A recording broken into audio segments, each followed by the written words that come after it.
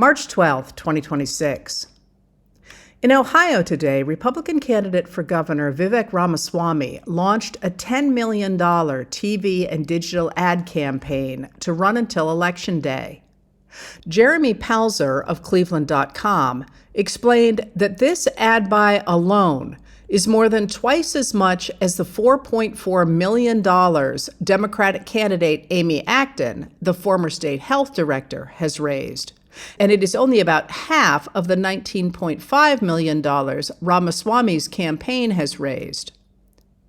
Forbes reported in December 2025 that Ramaswamy's net worth had nearly doubled from about $1 billion to about $1.8 billion since he announced his candidacy in February 2025. On March 9th, Mike Baker and Stephen Rich of the New York Times published a long expose of the corruption of American politics by billionaires.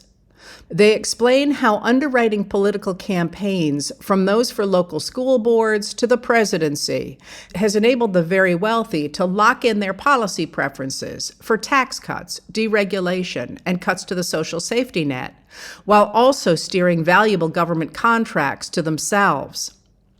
In 2024, Baker and Rich note, 300 billionaires and their immediate family members donated 19% of all political contributions in federal elections, either directly or through political action committees or PACs. While that amount does not account for money that might have gone through dark money groups that don't have to disclose their donors, it still amounts to more than $3 billion, or an average of $10 million per family. The author's example of what this flood of money looks like in the political system is the victory of Senator Tim Sheehy, a Republican of Montana, who beat popular Democratic incumbent Jon Tester in 2024 with the help of $8 million from billionaire Steven Schwartzman and at least 63 other billionaires and 37 of their immediate family members, who donated about $47 million to Sheehy's Senate race. In the Senate, Sheehy has become a key ally on tax policies that benefit the wealthy and co-sponsored a proposal to eliminate the estate tax, the authors note. Sheehy has been in the news lately for killing a decades-old solar energy tax credit when his own home uses solar power. Sheehy's spokesperson declined to tell reporters if he had used the tax credit for 26% of the system's cost. Sheehy has also been in the news for jumping into the effort of 3 Capitol Police officers to eject a protester opposed to the Iran war from a Senate Armed Services Committee hearing. The arm of Brian McGinnis, a Marine Corps veteran who was wearing his dress uniform, was stuck behind the door. As Sheehy threw his weight into McGinnis, there was the audible crack of his arm breaking. When a spectator called Sheehy a coward, the senator appeared to tell him, "Go f*** yourself." Sheehy later said he was trying to de-escalate the situation and blamed McGinnis for causing violence. Billionaire Elon Musk spent close to $300 million in the 2024 elections, putting much of it, as well as the support of the social media platform X, behind Trump. After his leadership of the Department of Government Efficiency created a backlash to his companies and sparked a rift between him and Trump, Musk said he was going to step back from political spending. And yet, by the end of 2025, he had already given $20 million to Republicans to prepare for the 2026 elections. It's a big deal for Trump and for the Republicans to have the world's richest man on their side, Republican strategist Brian Seichik told Julia Muller and Julia Shapiro of The Hill in February.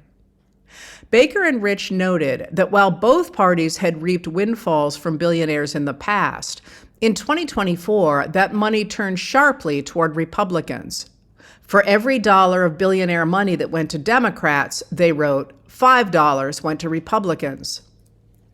During his term, President Joe Biden called for securing the solvency of Social Security and Medicare and addressing the growing national debt with higher taxes on the wealthy and corporations. He wanted to increase the tax rate for those making more than $400,000 a year, to close the carried interest loophole, and to impose a tax of 25% on Americans with a wealth of more than $100 million, saying during his 2024 State of the Union address, no billionaire should pay a lower tax rate than a teacher, a sanitation worker, a nurse. When she took over as the Democratic candidate, Vice President Kamala Harris also called for higher taxes on the wealthy, although at slightly lower rates than Biden backed. In contrast, Trump promised billionaires he would extend the 2017 tax cuts that benefited the wealthy and corporations. At a fundraiser at Mar-a-Lago, he told oil executives that they should raise $1 billion to put him back in office. That price tag would be a deal, he told them, because of the taxes and regulations they would avoid if he were in charge. And so, some of them pumped money into his campaign.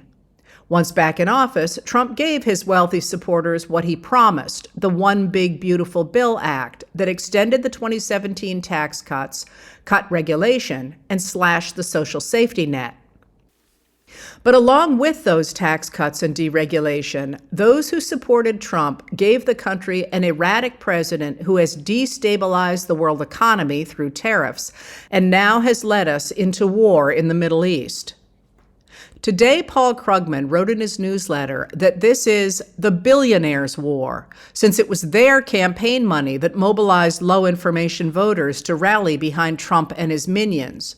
There are major societal implications for that war.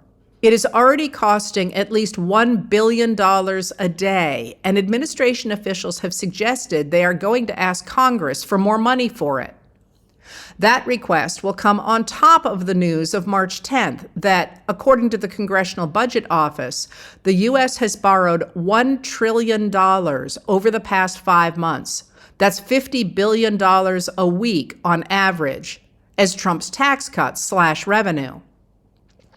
Republicans are sounding the alarm about the ballooning debt and suggesting the only way to address it is to cut more programs that benefit the American people. But that raises fundamental questions about the purpose of the U.S. government. What should it do? Whom should it benefit? And why?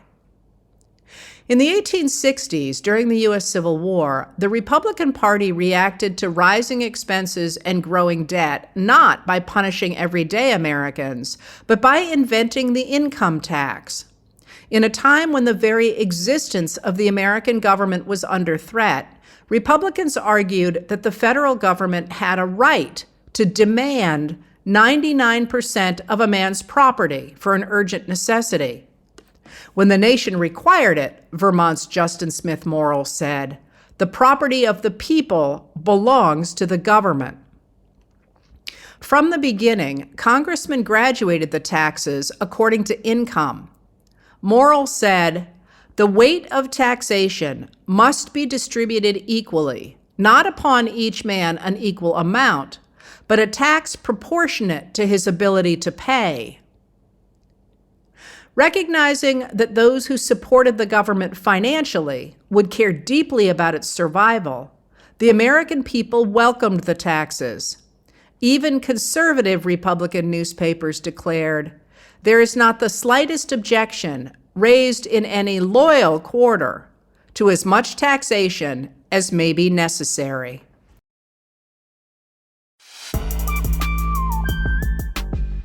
Letters from an American was written and read by Heather Cox Richardson. It was produced at Soundscape Productions, Dedham, Massachusetts. Recorded with music composed by Michael Moss.